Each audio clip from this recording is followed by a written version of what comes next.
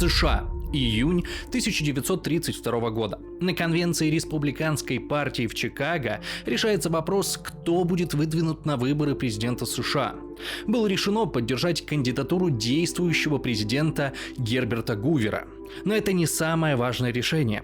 В целом, выдвижение действующего президента на второй срок – нормальное явление. На самом деле, главным вопросом на повестке дня был другой – отменять или нет сухой закон. На тот момент в Америке бушует Великая депрессия. Тысячи бизнесов разорены. Миллионы оказались без работы. Ситуация настолько плачевная, что производители сахара шьют мешки из разноцветной ткани, чтобы бедняки могли сделать из них одежду. По имени действующего президента Гувера уже названы самостройные лагеря бездомных Гувервилли, а газеты, которыми укрываются бомжи, назвали одеялами Гувера. А что в это время делал Гувер? Решал проблемы с бедностью? Нет, он думал о сухом законе. Казалось, ужасы Великой депрессии почти прошли мимо его внимания.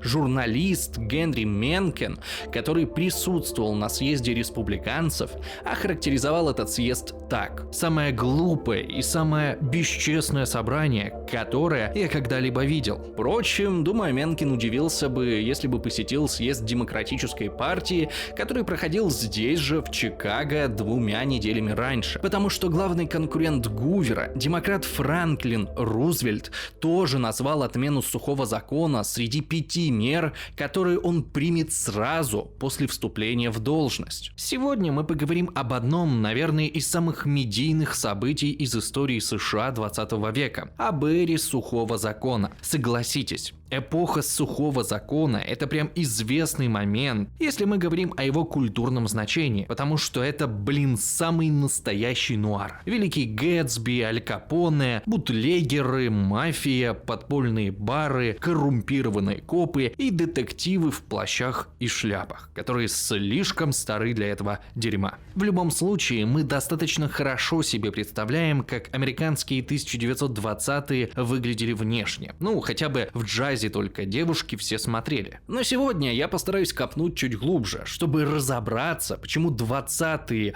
в США получились именно такими. Мы обсудим, как американцы вообще дошли до идеи запретить в стране производство алкоголя, и почему сухой закон по итогу отменили. Как все это работало, как не работало, как на торговле бухлом поднялись мафия и Ку-клукс-клан. В общем, будет интересно. Друзья, думаю, раз вы смотрите мой канал, значит любите историю. Вам интересно узнавать, как прошлое повлияло на настоящее, какие там были знаковые события. Но я хочу сказать, что о прошлом можно не только рассказывать, его можно отпечатать в предмете. Как это? А вот посмотрите на эти часы. Бренд Хвилина занимается созданием дизайнерских лимитированных линеек наручных часов.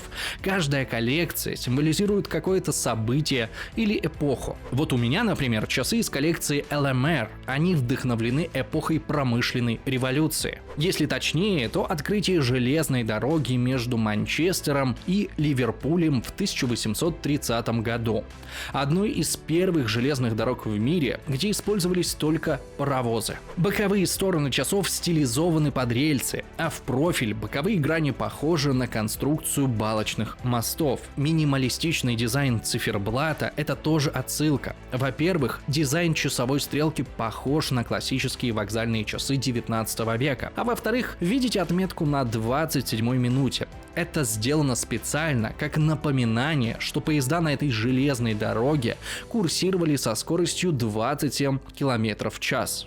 В прошлом году коллекция LMR от Хвилины получила серебряную медаль на международном конкурсе дизайна в Нью-Йорке. Корпус часов выполнен из нержавеющей стали, а внутри надежный кварцевый швейцарский механизм Ронда. Кстати, эта серия лимитированная. Таких часов всего 1000 штук. В общем, если любите историю и стильные аксессуары, то вам отлично подойдут часы Хвилина. Переходите по ссылке в описании и заказывайте. Вначале нужно сказать, что не каждый сухой закон одинаково полезен. На постсоветском пространстве сухим законом было принято называть антиалкогольную кампанию, начатую Горбачевым в 1985 году.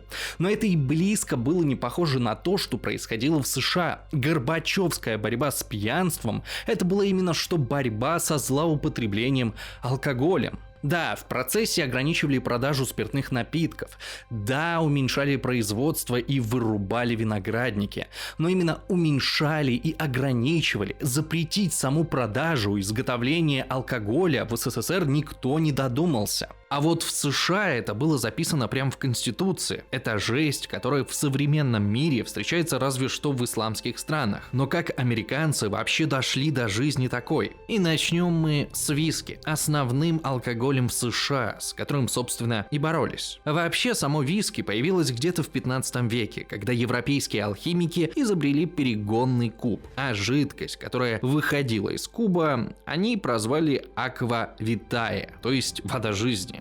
Спирт, вода жизни, прикиньте. Так вот, слово виски — это буквально перевод слова аква на гельский язык, на котором говорили ирландцы и шотландские горцы. То есть виски переводится просто, как вода. Вначале виски использовали исключительно в медицинских целях. Все зашло не туда во время эпидемии чумы, когда медики пытались лечить людей чем угодно. Оказалось, что вода жизни от чумы не помогает, но народу лечение понравилось. Народ настолько втянулся, что первое упоминание аква витая в ирландских летописях встречается в рассказе, как вождь какого-то клана перепил, отмечая Рождество, и умер. А в Шотландии первое упоминание спирта – это заказ на 500 бутылок виски для королевских нужд, и явно не для лечения.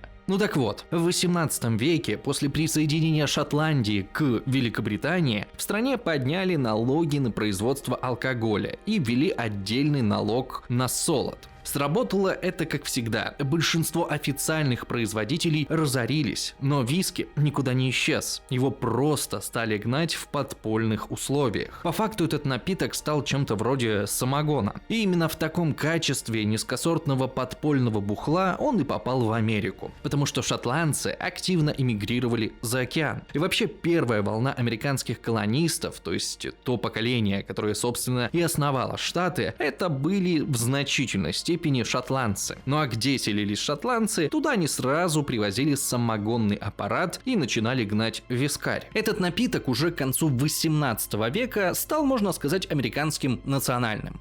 Дорогое вино фермерам из какого-нибудь Вермонта было не по карману. Зато технологию перегонного куба люди поняли достаточно быстро. Гнали виски из всего: ржи, кукурузы, картофеля. Причем тут же еще была ситуация, что чем дальше на запад, тем хуже было с дорогами. И фермерам реально проще было перегнать кукурузу на виски и везти продавать уже в таком виде. А во время войны за независимость США, когда экономику штатов штормило и была бешеная инфляция, то расплачиваться бутылкой вискаря было даже надежнее. Да, оказывается, не только в перестроечном СССР алкоголь был универсальной валютой. Даже Джордж Вашингтон имел у себя в поместье винокурню, где гнал вискарь. Кстати, как раз во время президентства Вашингтона власти попытались ввести налог на производство виски. Только они не учли, что делали этот напиток буквально все. В результате в 1791 году в Пенсильвании случилось восстание виски. Подавить его смогли, только введя в штат федеральные войска. Налог все-таки ввели, но меньше гнать и пить от этого не стали.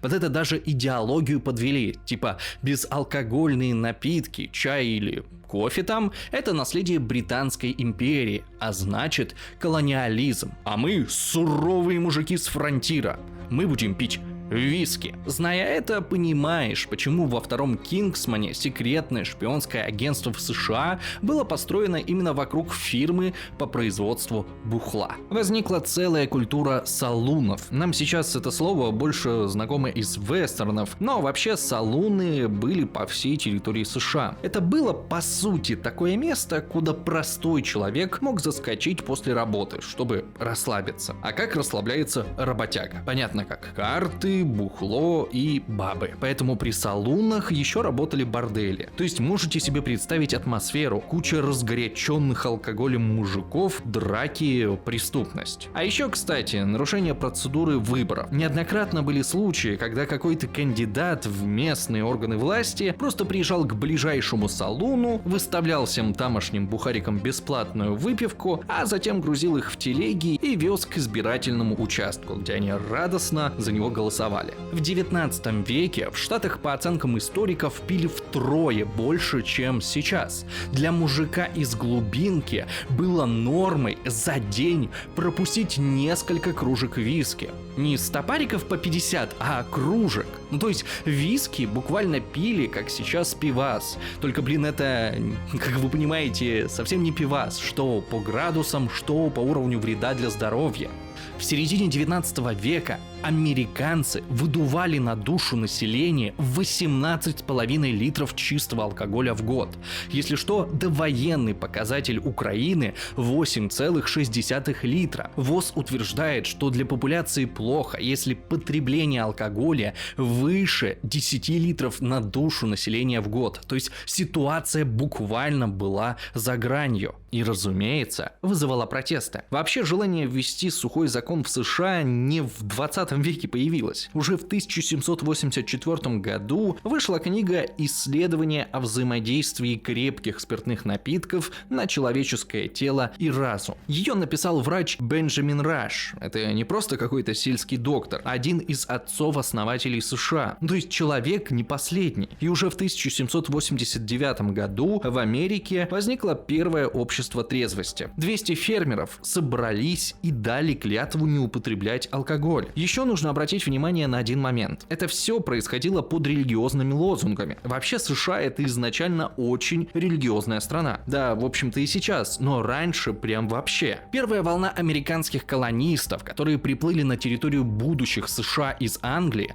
состояла почти из одних религиозных фанатиков. И многие штаты так и создавались на религиозной основе. Массачусетс основали пуритане, Пенсильванию — квакеры, Коннектикут — конгрегационалисты и так далее. Но вообще позиция христианства по поводу алкоголя неоднозначная. Вообще Библия, в отличие от Корана, например, не запрещает алкоголь как таковой. Как бы сам Христос превращал воду в вино. Но вот к пьянству в Библии отношение плохое. Вот, например, книга притчей Соломоновых описывает судьбу пьяниц достаточно правдиво. У кого вой, у кого стон, у кого ссоры, у кого горе, у кого раны без причины, у кого багровые глаза. У тех, которые долго сидят за вином, которые приходят отыскивать вина приправленного. Оно укусит и ужалит. Глаза твои будут смотреть на чужих жен, и твое сердце заговорит развратное, и ты будешь как спящий среди моря, и как спящий наверху мачты. Ну и в Новом Завете есть достаточно четкие указания. И не упивайтесь вином, от которого бывает распутство. У протестантов, которые приехали в США, отношение к алкоголю оказалось более негативное, чем у католиков. Правда, полностью запрещали бухать только совсем радикальные направления типа мормонов и амишей. Но в условиях повального пьянства бороться с ним стали и гораздо более умеренные ребята. В 1826 году в Бостоне было основано Американское общество трезвости. Уже через 10 лет это общество распространилось на всю территорию США и насчитывало более 1 миллиона человек. Участники давали клятву не употреблять. И что самое главное, отговаривать бухать других. Общество издавало 18 антиалкогольных журналов по всей территории штатов. Первое, чего они пытались добиться, это заставить людей не пить хотя бы по воскресеньям. Как достаточно цинично высказался Джеймс Эдвардс, один из основателей общества трезвости. Удержите трезвых людей в трезвости, а пьяницы в скором времени умрут, и земля станет свободной. И практика оказалась эффективной. К 1843 году, по оценкам современных историков, среди американцев старше 15 лет не пили около 4 миллионов человек. При общей численности населения в 20 миллионов это было огромное достижение. общий объем потребления крепкого алкоголя, то есть без учета пива и вина, сократилось за 10 лет на 15%. Но постепенно эти ребята, как всегда и бывает, почувствовали успех и от пропаганды перешли к лоббированию запретов. Пионером тут стал штат Мэн. В 1838 году там приняли закон о 15 галлонах, который по факту запрещал розничную торговлю бухлом. В смысле, если вы хотите выпить и приходите в магазин, то вам одновременно нужно купить 15 галлонов, а это, между прочим, 56 литров, то есть 112 бутылок водки. Это какая должна быть вечеринка, чтобы столько выпить? А потом, через 13 лет, в штате Мэн вообще запретили продажу алкоголя, кроме медицинских и технических нужд. Скоро такие законы приняли еще 12 штатов США. Но почему борцам за трезвость удалось лоббировать законы? Ведь трезников было куда меньше, чем всех остальных. Тут надо кое-что сказать про политическую систему США того времени.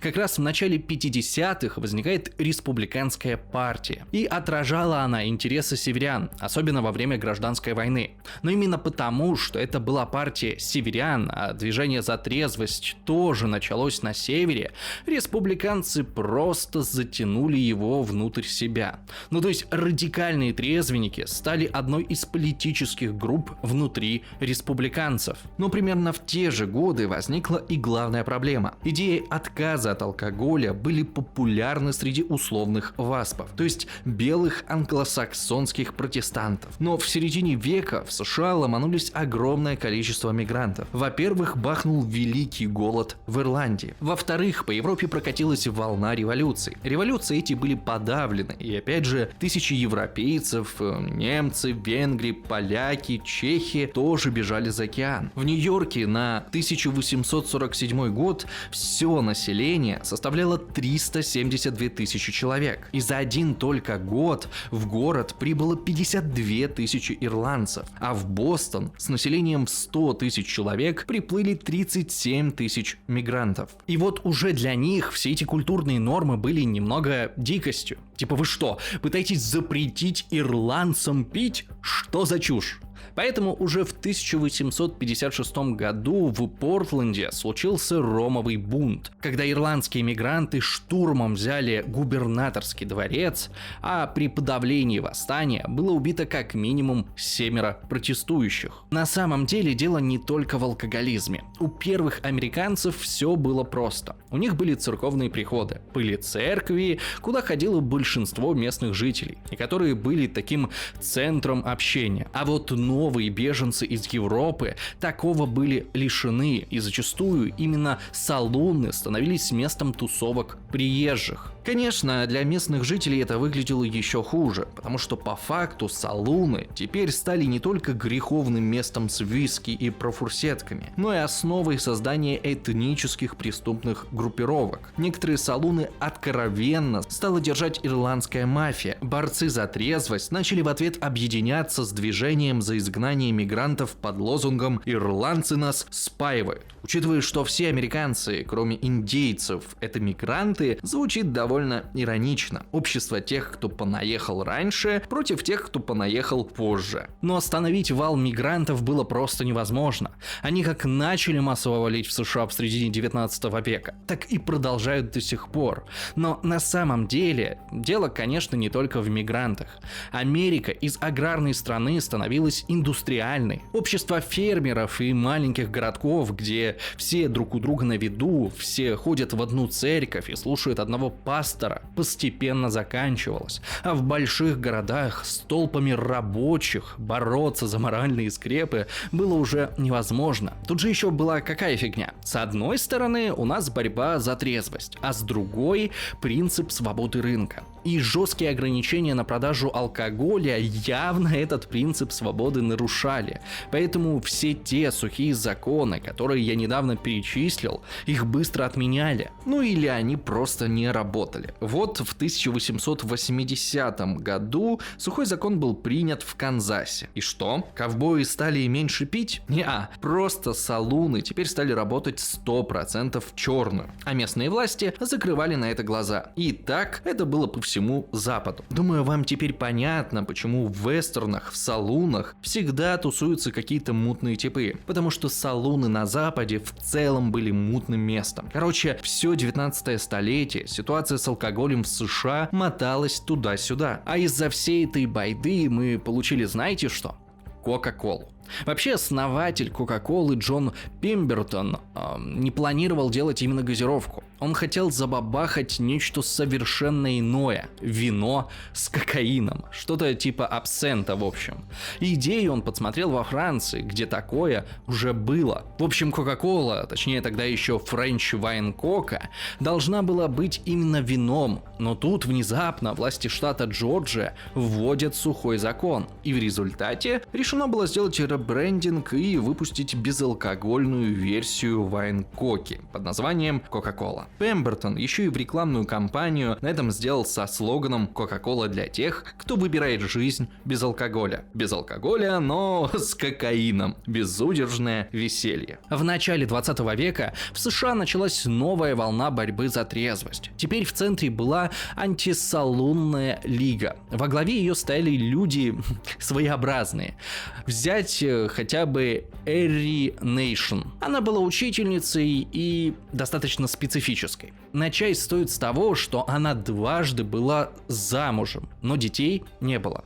Не потому, что они с мужем не могли иметь детей, а потому что Кэрри банально мужьям не давала. Просто потому, что считала секс ужасным грехом даже в браке. Ее мать умерла в сумасшедшем доме, поэтому, возможно, у девушки с головой проблемы были изначально. Как бы там ни было, 5 июня 1900 года Кэрри услышала глаз свыше. Голос повелел ей пойти в город Киова, взять в руки какой-нибудь предмет и начать крушить салуны. Но она так и сделала. Взяла топор, зашла в салун со словами «Господа, я пришла, чтобы спасти вас от участи пьяниц», и начала хреначить топором направо и налево, уничтожая все подряд: бутылки, столы, барную стойку. Кэрри успела разнести 3 салуна, прежде чем ее арестовали, но потом отпустили без предъявления обвинений, потому что оказалось, все заведения, которые она разгромила, были нелегальными. И, кстати, такие методы были хорошим пиаром. В смысле, люди реально слушали Кэрри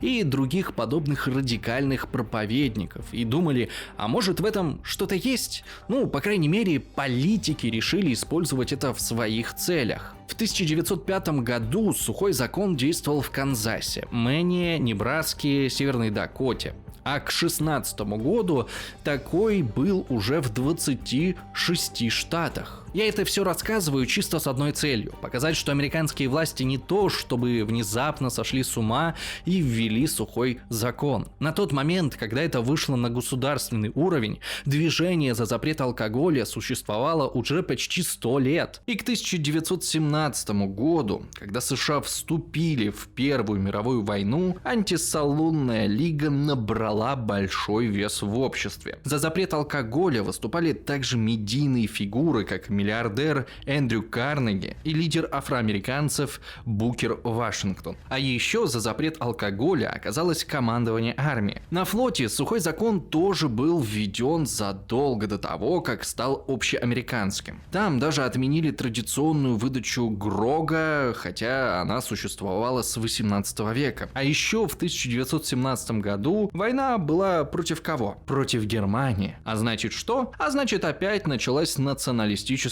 истерия. Теперь против немцев. А в США была огромная немецкая диаспора, которая контролировала производство пива. В общем, опять пошла тема, что иммигранты спаивают простых американцев. И под этим предлогом Конгресс предложил ввести запрет на продажу алкоголя уже в масштабах всей страны. Официально ради сбережения запасов зерна, но также и по моральным соображениям. Инициатором всего этого движа стал адмирал Холл, Хобсон, конгрессмен от Алабамы, старый вояка и человек весьма верующий. Иронично, что пока шли дебаты о сухом законе, война успела закончиться. То есть буквально закон предполагал, что будет действовать до конца войны, но проголосовали за него уже после того, как война закончилась. Впрочем, ситуация становилась менее смешной, если учесть, что производство виски было запрещено еще в сентябре 2017 года. И вообще никто не скрывал, что этот якобы временный акт на самом деле подготовка к введению сухого закона. Поэтому к 1919 году вообще все производство алкоголя в США, даже пива, оказалось как бы временно прекращено. Финальный драфт закона подготовили к октябрю 1919 года. Дебаты в Конгрессе были жесткие. Противники закона настаивали на том, что год временного запрета алкоголя уже обошелся стране в $750 миллионов недоуплаченных налогов. То есть сейчас это где-то 7,5 миллиардов. Тем не менее, закон удалось пробить. Тут отличился сенатор Оскар Андервуд.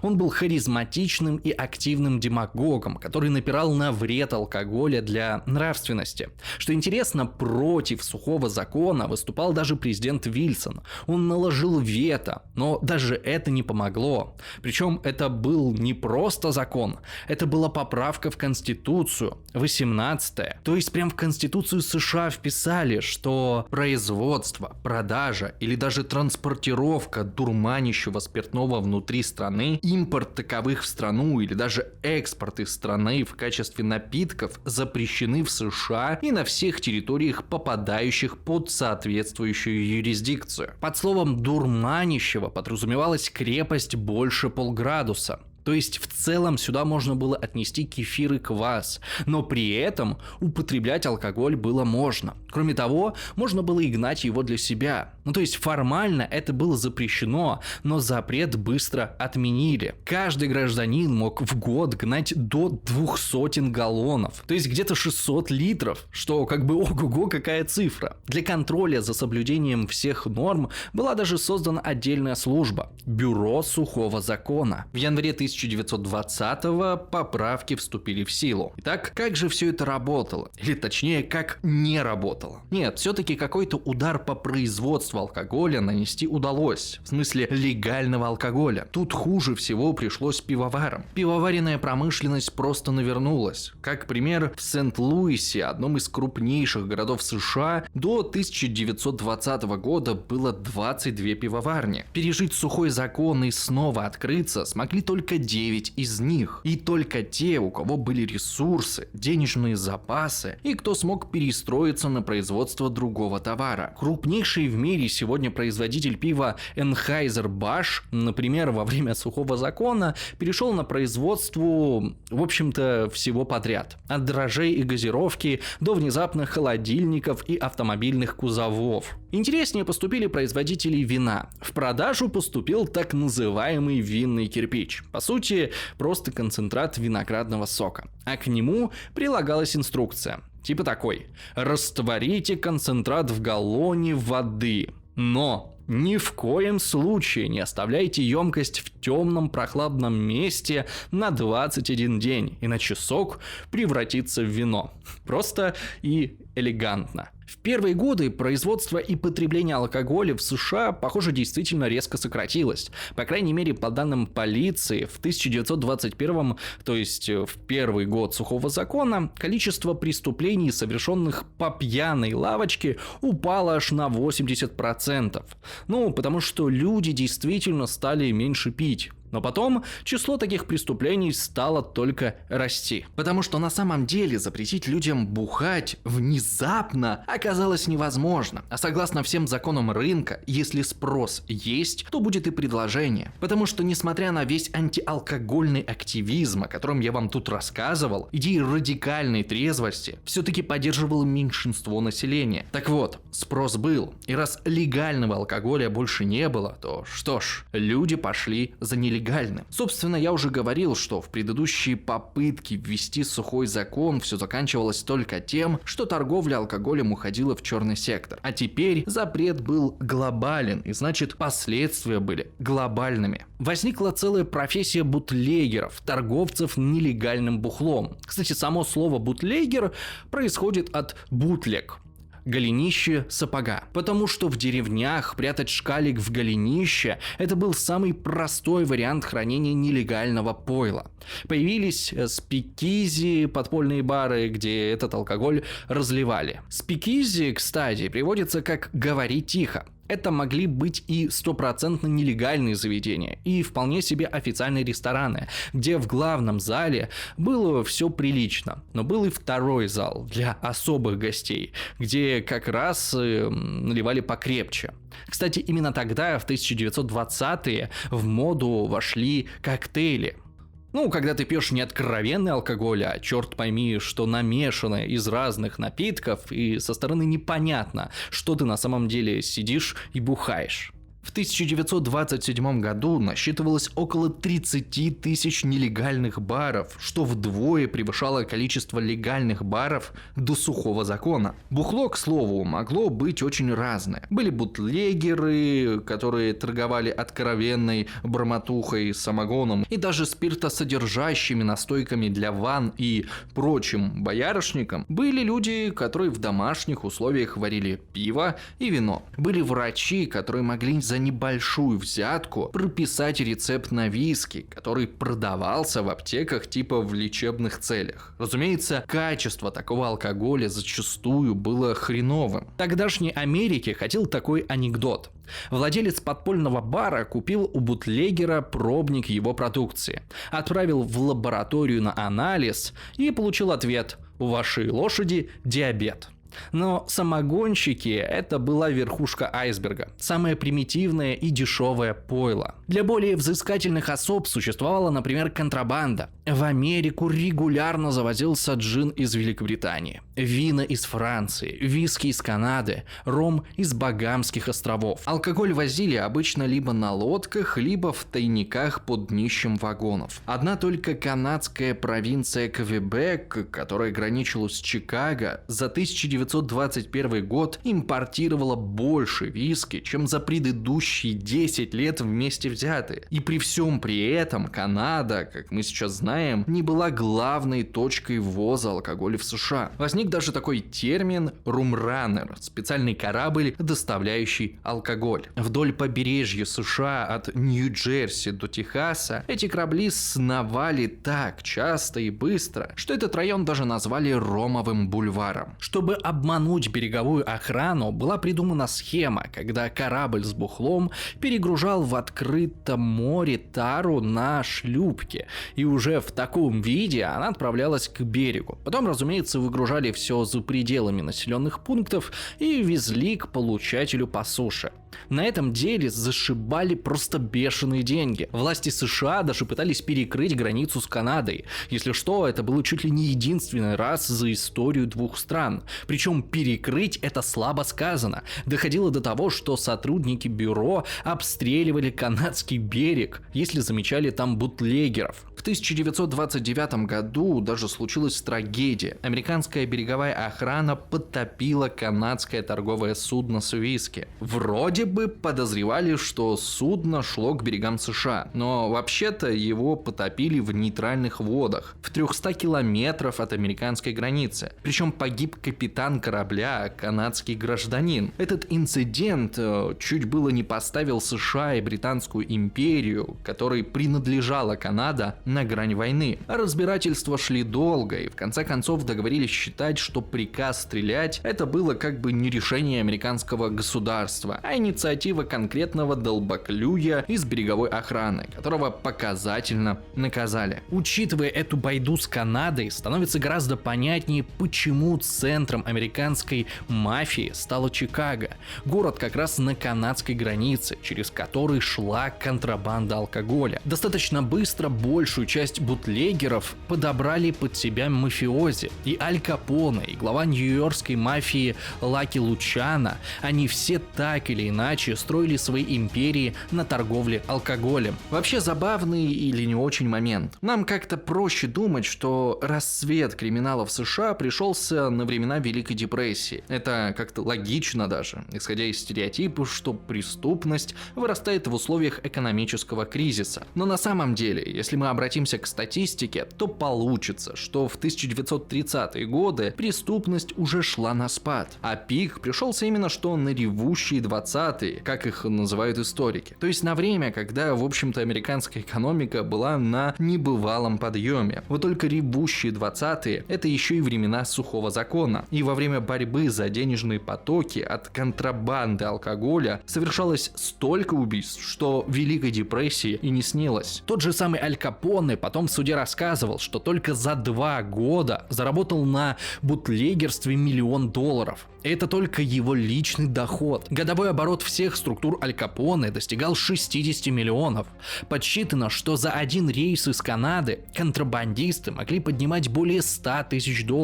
А вот жалование агента бюро сухого закона составляло $2800 в год. Ну и как бы сами понимаете, что контрабандисты способны были платить агентам взятки, которые были больше их заработка за год.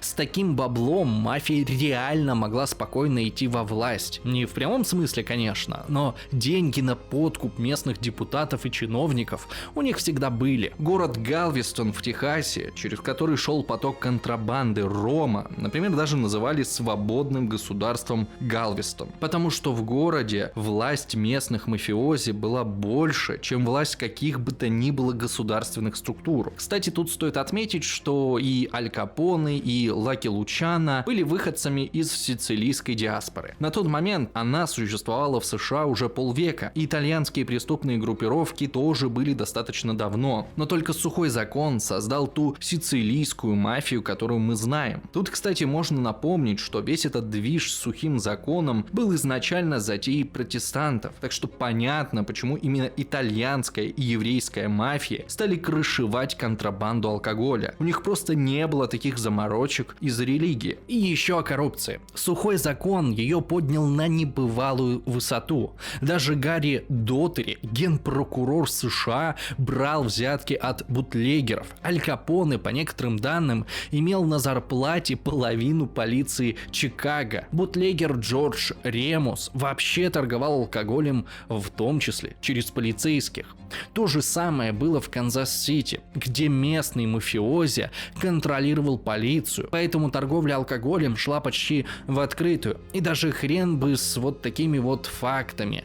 Мафия умудрялась пробивать себе нужные законы, которые облегчали ее деятельность. Серьезно, мало того, что базово сухой закон не имел исковой силы, в смысле нельзя было подать в суд на человека за нарушение сухого закона, так еще и к 1925 году полдюжины штатов, включая Нью-Йорк, приняли законы, запрещающие местной полиции расследовать нарушения. И да, эти законы были проплачены бутлегерами. С другой стороны, иронично, что при этом сухой закон дал множество поводов газетчикам покричать про чистые руки. В смысле, поругать чиновников за нарушение собственных правил. Причем чаще всего в статьях говорилось не о дружбе губернаторов и министров с мафией. О таких вещах старались молчать. Но вот если какой-то конгрессмен попадался на вечеринке с алкоголем, тут пресса начинала его песочить и в хвост, и гриву. Можете представить, как это было на недавнем примере Бориса Джонсона и его вечеринки во время ковида. Но был еще один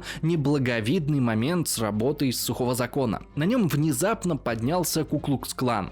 Второй Ку-клукс-клан. Первый клан возник после гражданской войны, как сила самообороны южан против освобожденных чернокожих и против северных чиновников. Тот клан в целом закончился к концу 19 века. Ну, просто потому, что конфликт севера и юга в общем утих. Южанам в целом позволили жить, как они хотят.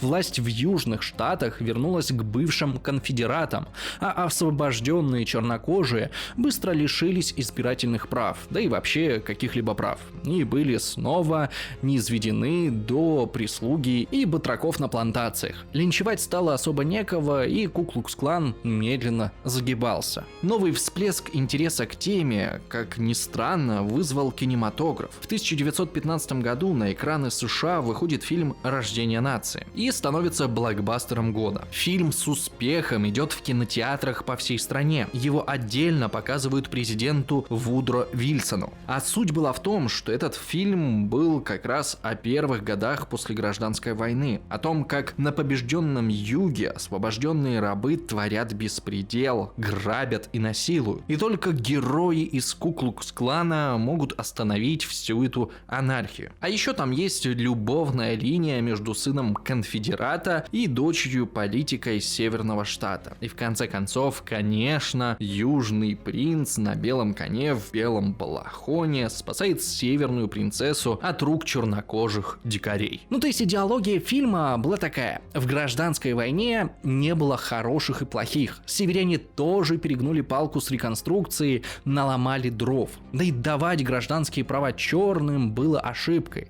Но сейчас время признать ошибки, залечивать раны и, да, рожать новую, единую американскую нацию. То есть, по-хорошему, если бы не вся линия с чернокожими, которые в фильме были представлены прямо конченными дикарями, посыл-то, в принципе, был даже хорошим. Но, как говорится, как сняли, так сняли. В результате фильм массово поднял популярность Ку-Клукс-клана в США, вплоть до того, что стало модой приезжать на просмотр фильмов верхом и в полном снаряжении этой организации. Но, разумеется, это был уже косплей, его бы очень быстро забыли, если бы не сухой закон, во время которого Ку-Клукс-клановцы нашли себе новое занятие. Привет ребятам из нацкорпуса. Они начали бороться с наливайками, ну, то есть со спикизи и прочим нелегальным алкоголем. Это все прекрасно ложится на базовую идею клана, что подавляющая часть торговли алкоголем находится в неамериканских руках. Ну, то есть клан считал своими расовыми врагами прежде всего черных и евреев, но итальянская мафия, контролирующая потоки алкоголя, тоже подходила под их теорию о коварных инородцах, которые спаивают настоящих американцев. И, как говорится, оцените то, как изменилась ситуация.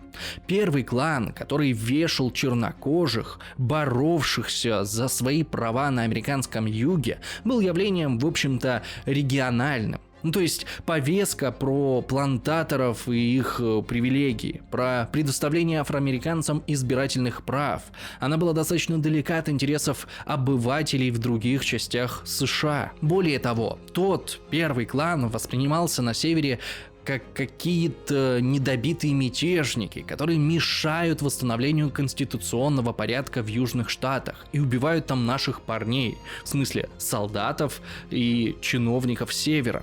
А вот программа второго клана о том, что инородцы нас спаивают и нам угрожает мафия мигрантов, она была проста и понятна уже большинству американцев, вне зависимости от места жительства. Понаехали тут из своей Италии, работать не хотят, а вместо этого гонят бормотуху и травят ей народ. Мочи их, в общем. На какой-то момент в середине 1920-х годов к Ку-Клукс-клану или сочувствующим относила себя пятая часть взрослого населения США. Вы просто вдумайтесь в эти цифры. Пятая часть населения страны заявляла о симпатиях к радикальной националистической организации. Погромы проходили от Калифорнии до восточного побережья. Одна из самых характерных историй случилась в штате Иллинойс. В шахтерском районе к югу от Чикаго, и ключевое тут слово «шахтерский». Представьте, глухая провинция, тяжелый труд. Разумеется, после работы шахтеры как отдыхали? Шли в ближайший бар, чтобы побухать. Я все-таки как шахтер по образованию шарю в этом. И сухой закон тут как бы ничего не изменил. Просто вместо легальных салунов, где соблюдались хоть какие-то санитарные требования, теперь мужики с шахт шли к бутлегерам в наливайке, либо к самогонщикам. И все это крышевали конкурирующие преступные группировки. Местный лидер Ку-клукс-клана Стэм Стернс и пастор Филипп Глотферти решили с этой проблемой разобраться. Как? В духе своей организации. Объявили виноватыми во всем итальянских мигрантов, которые в большом количестве работали на тех же шахтах. Мол, это они народ спаивают. Ну и плюс к этому запустили мульку, что, мол, именно из-за этих гастарбайтеров, которые работают за гроши, честным протестантам сложнее найти нормальную зарплату. Закончилось это так, как и должно было. Погромом. Причем погромом, которому не мешала полиция. Местный комиссар Хейнс не только не боролся с Ку-клукс-кланом, он даже обещал предоставить полицейских для руководства операцией. Из активистов клана создали так называемую добровольческую армию защиты сухого закона. И 22 декабря 1923 года начался погром. Боевики армии сухого закона просто вошли в город Херин и стали громить придорожные закусочные и дома итальянцев. Иногда дома просто поджигали. Клан не скрывал свои цели, чтобы все итальянцы покинули город. Через 2 недели произошел еще один рейд, а потом еще. В результате местный консул Италии вынужден был вмешаться и обратиться в Госдеп, чтобы прекратить террор. Губернатор Иллинойса объявил военное положение, и в город были введены части национальной гвардии. Разгон клановцев превратился в настоящее сражение, в котором погибли 14 человек. Погромы прекратились, а на следующий год в городе на выборах сменилась власть, и новый мэр запретил парады Ку-клукс-клана. Но частично те своего добились. В округе закрылись 50 частных кафе, и около 3000 итальянцев бежали в более безопасные регионы. Это был только один, пусть и крупный эпизод, а подобных были десятки по всему США. В общем, кто бы сомневался, что закон не работал чуть менее чем полностью. Сложилась ситуация, когда вроде бы пить запрещено, но все пьют и все знают, где взять алкоголь. Миллионер Рокфеллер в 1932 году описывал итоги сухого закона так. Выпивка в целом возросла. Вместо салунов теперь подпольные бары. Действует огромная армия преступников, и в этой сфере крутятся колоссальные деньги. В общем, выпивать было отчасти символом протеста. Думаю, из вас многие смотрели фильм «В джазе только девушки», где героиня Мэрилин Монро носит за резинкой чулка флягу с виски. Фильм снят в 50-е, но он хорошо передает атмосферу времен сухого закона. Тогда действительно существовала субкультура флэперов, эмансипированных девушек, которые отказывались от пуританских нравов, посещали вечеринки и вообще вели себя достаточно вольно. И для такой дерзкой девчонки фляга с запретным ромом или виски под юбкой была частью имиджа. Короче, закон не работал, и все это понимали. Надо было что-то менять. Обычно отмену закона связывают с Великой депрессией и тем, что государству было выгодно легализовать оборот алкоголя, чтобы брать с него налоги. Но на самом деле сухой закон всех достал еще до начала депрессии. Уже на выборах 1928 года кандидат от демократов Ал Смит строил свою кампанию на том, что закон хорошо бы того.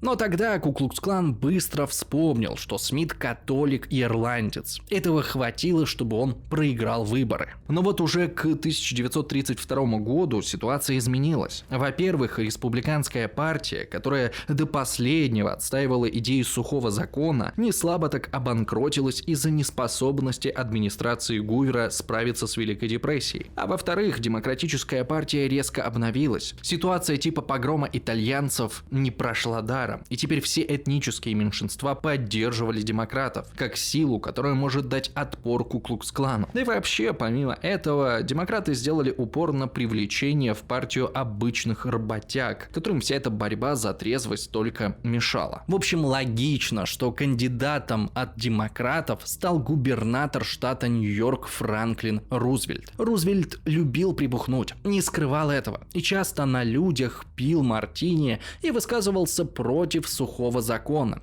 Когда Рузвельт стал президентом, а демократы получили большинство в Конгрессе, стало логично, что сухому закону крышка. И 5 декабря 1933 года он был отменен. Мне тут больше всего нравится, что на сухой закон потратили 2 поправки в Конституцию США.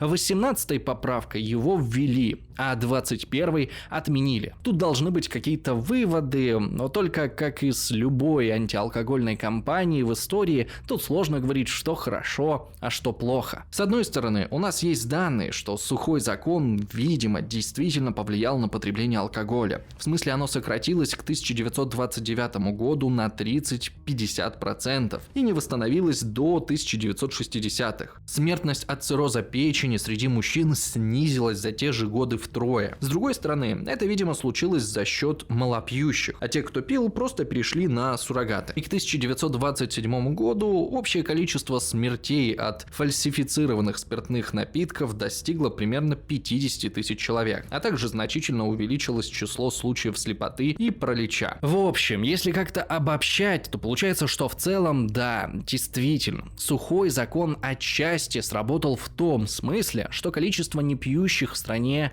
увеличилось, но при этом он создал столько новых проблем, что не факт, что оно того стоило.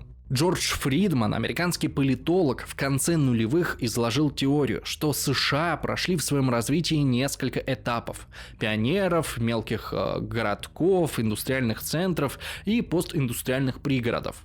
И на каждом этапе кардинально меняется как этнический состав, так и его ценности. И вот конкретно в случае с сухим законом это был хороший пример того, как общество меняется. Борьба за трезвость зародилась в начале 19 века в старой доброй аграрной Америке мелких городков и англосаксов-протестантов. И останься Америка такой, закон вполне возможно и не провалился бы через 10 лет. Но потом Америка изменилась. Она стала индустриальной державой, одной из величайших в мире к началу 20 века, страной больших городов, которые населяли люди всех народов и религий, но, что самое главное, страной мигрантов, где уже не было пронизывающих все и вся традиций и социальных связей. В этой новой стране строгие пуританские нравы были не особо уместны. Но часть консервативного общества этого не приняла.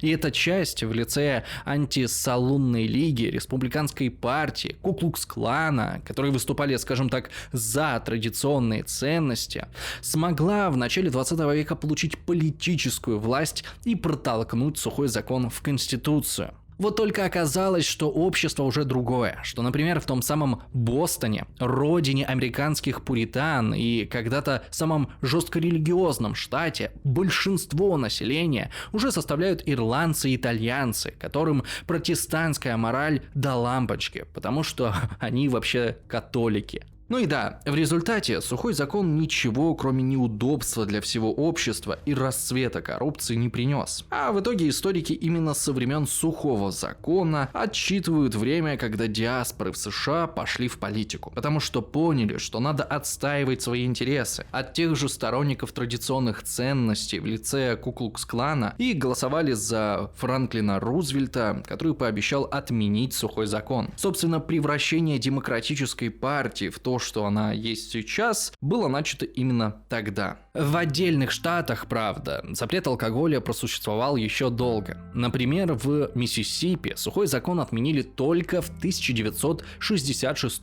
году, а в Канзасе ограничивали продажу алкоголя в барах до конца 80-х. Но современная Америка чего-то подобное не может даже и помыслить. И, наверное, это хороший пример того, как скрепы уходят в прошлое. Спасибо за просмотр. Буду рад вашим лайкам и подписке на канал. Это все помогает продвигать ролик на YouTube. Еще подписывайтесь на наш Telegram и второй канал со стримами. Ну и подписывайтесь на Patreon, Boosty, подключайте спонсорство на YouTube или просто помогайте нам криптой, если, конечно, можете и хотите. Кстати, на втором канале сразу после премьеры этого ролика пройдет прямой эфир, где мы с вами пообщаемся, я отвечу вам на ваши вопросы и расскажу про дальнейшие планы развития канала. Поэтому приглашаю всех, буду рад. Ну а пока, как обычно, говорю спасибо всем, кто уже давно нам помогает. Это Влад, Сергей Владимиров, Николай Грищенко, Сергей Полянский, Душный Дэн, Даниил Водолей, Crazy Cat, Алексия Суис, Анна Макунина, What Remains of Me, Степан Бандера, Политический цирк, Аяса Сахои, Богдан Сиренко, Дмитрий Романов, Игорь Новотный, Экспи, Я сперму ем, Нонна Шинкаренко, Ранейр, 33 шальных узбека и секс-инструктор НАТО с визиткой Яроша на Абрамсе. И вот эти вот замечательные люди. С вами был Руслан, это канал Заяц. Надеюсь, вам все понравилось. Еще раз спасибо. До встречи в следующих выпусках. Всем пока!